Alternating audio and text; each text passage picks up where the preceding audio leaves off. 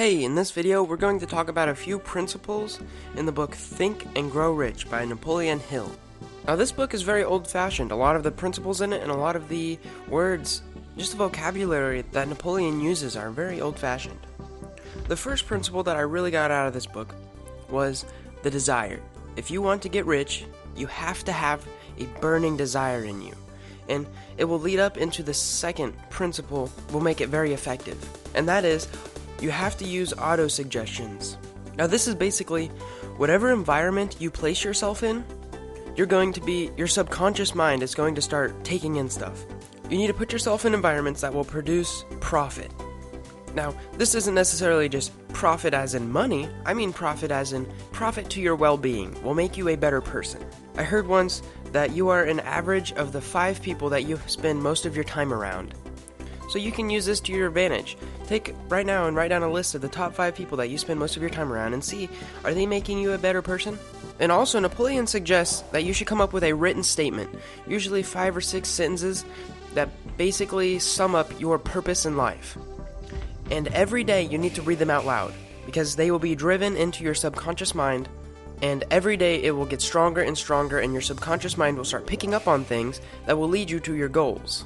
So principle number 2 is autosuggestion. Put yourself in places that you will become profitable. And feed your mind with books and knowledge and reading and videos and people that are going to make you stronger and work harder, and they're going to push you to grow rich. Now the third principle is called the Mastermind Principle. And this is basically, you need to be around people who are going to help you. Basically, let's say that there's one human and they meet another human who is the opposite sex, and they get together and they mate, and they have a baby. So what kind of math is this? Generally, this is 1 human plus 1 human equals 3 humans. And Napoleon Hill says that the same thing works with ideas. If you get one idea, and you are around a person who has another idea, you're going to produce a third idea. And he says that it's actually exponential. If you get 3 ideas, 3 people together, you're going to end up with maybe 20 new ideas. Imagine if you get 5 or 6 people together, you're going to end up with hundreds of new ideas. And you have to use these ideas to become profitable.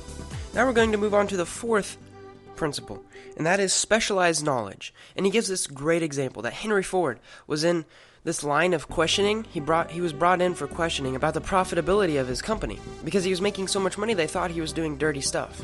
So they bring him in for questioning, and they start asking him a whole bunch of questions.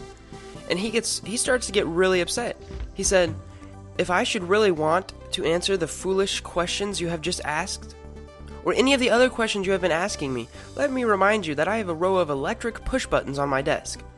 And by pushing the right button, I can summon to my aid any man who can answer any question I desire to ask concerning the business to which I am devoting most of my efforts." And this is the part that really stood out to me. Now, will you kindly tell me why I should clutter my mind with general knowledge for the purpose of being able to answer questions? And this is the basic fourth principle that I got from this book, which is specialized knowledge. Napoleon says in the book, knowledge has no value except that which can be gained from its application. So just knowing something doesn't make it profitable. You have to be able to apply it.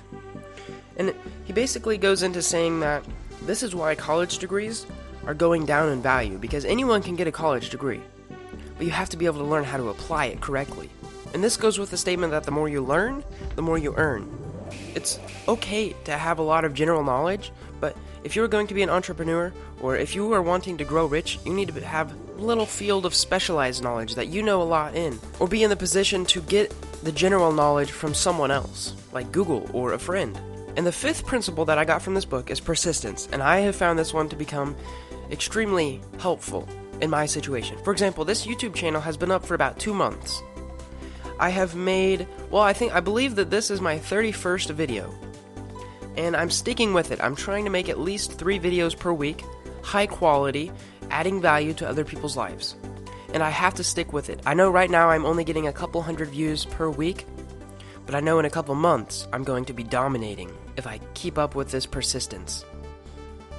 So let's go over and review the 5 principles that I got from this book. There are actually 13, but I got most value out of these 5, and that is, you have to have a burning desire, you need to use autosuggestions for your benefit, put yourself in situations where you will gain, you have to have a mastermind, that means you have to have people around you that if you need to know something, you can learn it easily, You need to have some specialized knowledge, and you have to stay persistent.